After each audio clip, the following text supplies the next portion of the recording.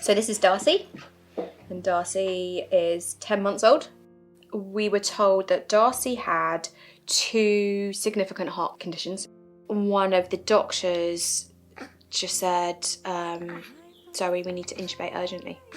So Darcey was intubated before my eyes, which was probably one of the most difficult moments at a hospital in that time.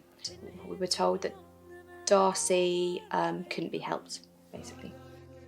There was no surgical intervention that could be done for Darcey, and that Darcey would best be treated palliatively, which means treated to be comfortable, made comfortable, and given as best quality of life as possible until she passes away.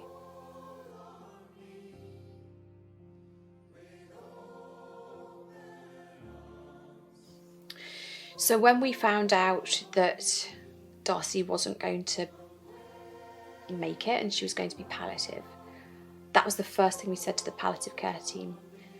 Archie has to be involved. Archie has to spend time with his sister. And the conversation became very serious that was going to be very unlikely if we would stay in the hospital. We wanted to go home. We wanted to bring Darcey home. We had one of the most difficult things we had to do was tell Archie that when she came home, that she might not be with us for long. It was the hardest thing we've ever done. And I remember sitting on the sofa, and I couldn't really do it. Darren did it, and he cried, and Archie cried, and I cried. We all cried together. But we said to him, but we're going to make this really good. You know, we're going to make this lovely for Darcey, because it's important for Darcey that she has a nice Christmas. And it's important for us as a family. So on Christmas Eve, we brought Darcey home from the hospital.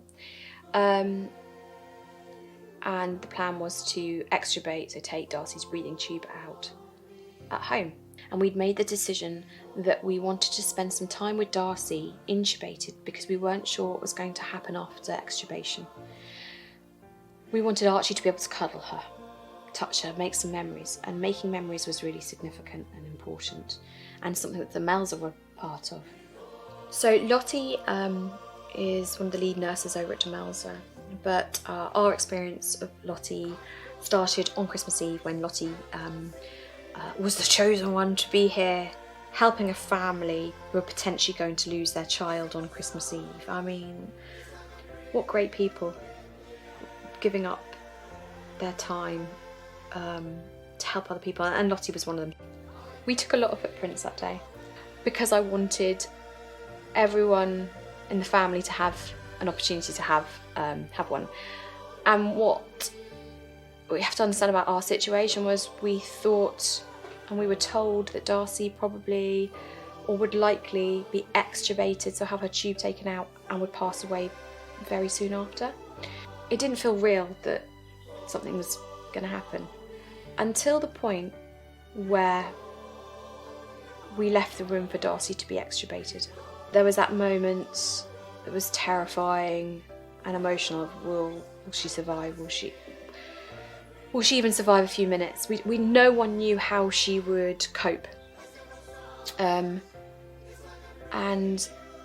we were in the bedroom, and the process started, and for the first time since she'd been intubated, we heard her cry.